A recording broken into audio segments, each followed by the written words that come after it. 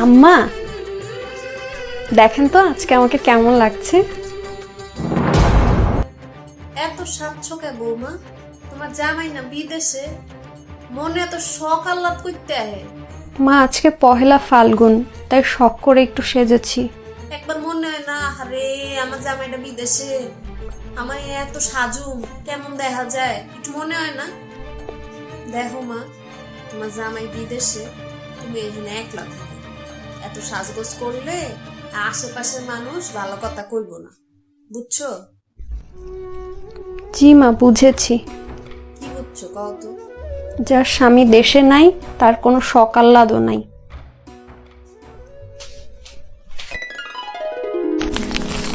আম্মা দোয়া রাখেন, চলে যাচ্ছি।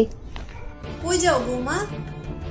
যার স্বামী বিদেশে থাকে তার শখ আহ্লাদ থাকে না, তার শ্বশুর বাড়িও থাকে না। মা, আমার স্বামী দেশে ফিরুক, এরপর শ্বশুর বাড়িতে ফিরে আসবো।